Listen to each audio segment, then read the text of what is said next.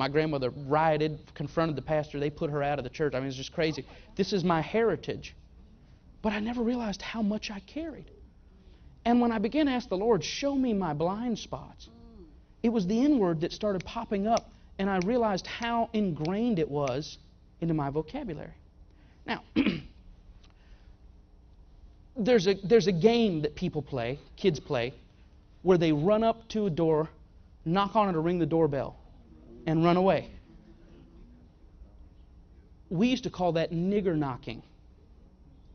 And I was somewhere and I heard a guy say, we're going to go play ding dong ditch. I said, what is ding dong ditch? He said, well, you ring the doorbell and you run away. I said, oh, nigger knocking? He said, what? I was just playing. Ding dong ditch is good. That's the one. That's the right one. But let me tell you, when you live in a circle where everybody around you, you don't even realize what you're saying. You're saying stuff and you don't know. You didn't even realize. And then when you say, oh my God, what a horrible thing to say. But it was environmentally deposited. Nobody ever told me these words, but for some reason they were just prevalent in my thinking. This is interesting.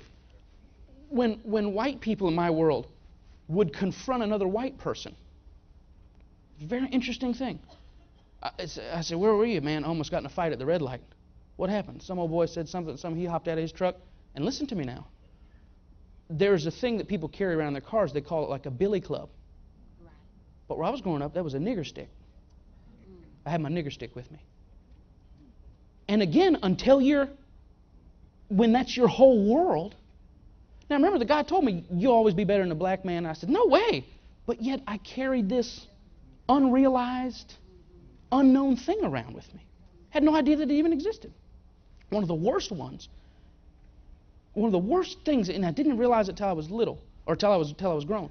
I started smoking at 10 years old.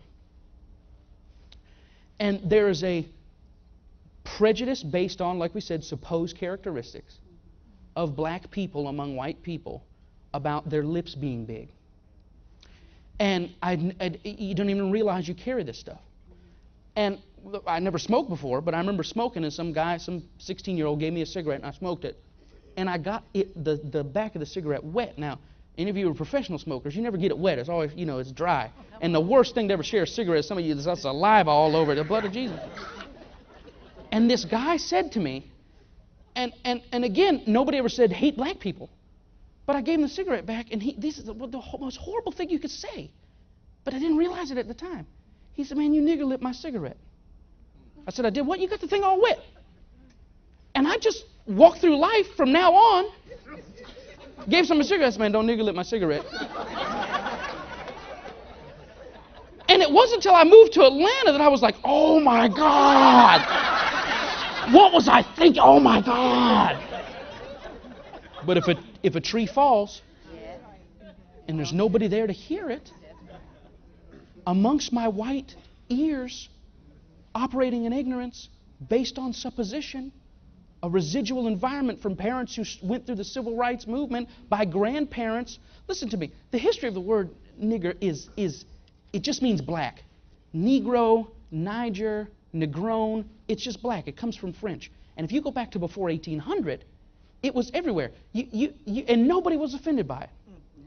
No, it didn't bother anybody. It just means black. You even look in the Bible, there's a man named Niger. Niger. And all it means is black.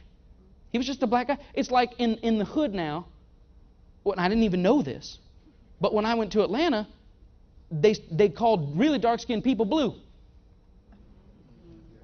I thought, what are you talking about blue?